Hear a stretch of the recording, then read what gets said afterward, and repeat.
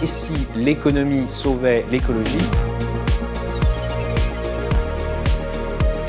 On s'attaque à un gros sujet médiatique, politique et économique avec le sujet des PFAS pour essayer de démêler le vrai du faux et en s'appuyant sur la science.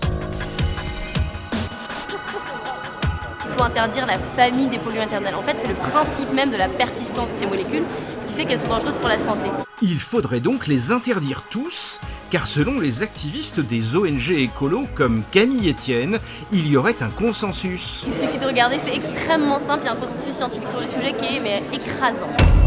Mais nous avons mené l'enquête et nous sommes en mesure de vous révéler qu'il y a pourtant de très nombreux PFAS qui ne sont pas dangereux, et donc c'est inutile de les interdire. Il existe deux grandes familles de PFAS. Les PFAS de faible masse, eh bien eux sont toxiques. Par contre, les produits présentant des masses molaires très élevées, ce sont des produits qui sont non toxiques. On pourrait en manger.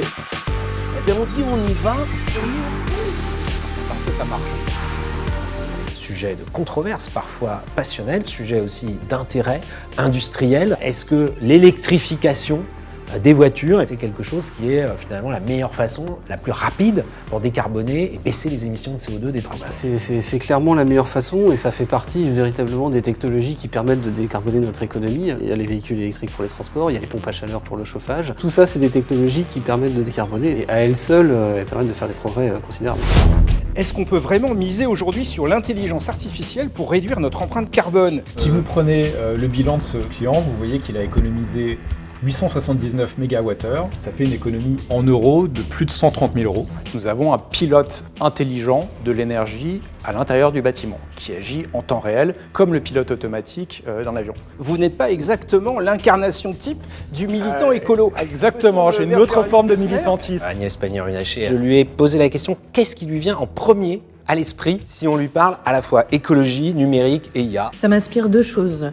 IA et numérique, c'est ce qui va consommer de l'énergie et consommer des métaux critiques essentiels dans les années qui viennent et c'est la plus grande source d'augmentation de consommation d'énergie.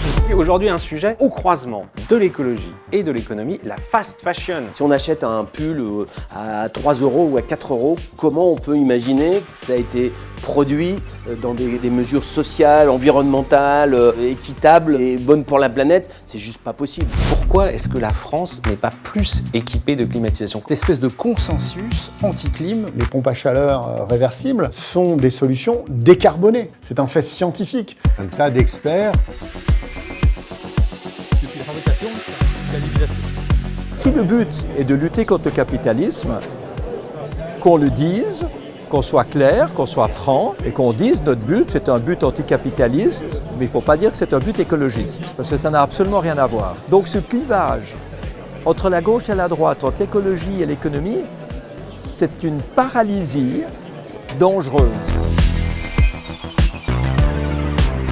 Qui veut bâillonner le débat sur l'écologie? Pour lutter contre la désinformation climatique, des députés de plusieurs formations politiques entendent légiférer afin que l'Arcom puisse sanctionner les radios et les télévisions qui diffuseraient des informations jugées non conformes sur les enjeux climatiques. Il y a aujourd'hui des chaînes d'information qui, de mon point de vue, font de la désinformation climatique, d'où cette proposition de loi qui, je le rappelle, a été travaillée de manière transpartisane. Ce projet est en réalité celui d'une ONG militante, Quota Climat, qui aspire à prendre le contrôle de cet observatoire et donc à révéler ce qu'il est possible de dire ou de ne pas dire sur tout ce qui touche aux enjeux climatiques. Vous n'aurez plus le droit de discuter de la pertinence des politiques publiques adoptées pour lutter contre le changement climatique.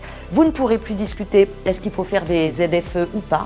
Vous ne pourrez plus critiquer MaPrimeRénov'. Vous ne pourrez plus simplement informer. Comme s'il y avait une parole officielle sur l'écologie. Une vérité, une parole officielle. Et là, c'est très grave, parce que s'il existe un consensus scientifique sur la réalité du changement climatique, il n'y a aucun consensus sur la meilleure façon de lutter contre. Et en réalité, ce qu'il propose, sa loi, c'est une loi de désinformation. Je suis très attaché à la liberté, et notamment à la liberté d'expression et à la liberté de la presse. Je suis critique, très critique de cette proposition de loi qui vise à confier à l'Arcom des pouvoirs à mon sens trop important. On a une sorte de politisation, d'interventionnisme dans l'expression libre des uns et des autres et de la presse qui me semble, à mon sens, très dangereuse. nouvelle révélation. Est-ce que l'acétamipride présente un risque réel pour la biodiversité? Absolument aucun, c'est garanti. Ça n'est pas un tueur d'abeilles. Il est amalgamé aux autres néonicotinoïdes. Laurent, vous êtes justement allé interroger une porte-parole de la Commission européenne et en l'occurrence de la DG Santé. Alors, c'est exclusif. Si l'acétamipride est utilisé conformément avec les conditions qui sont fixées dans l'autorisation, puis il ne pose pas de danger pour la santé humaine ou pour la santé des animaux ou l'environnement.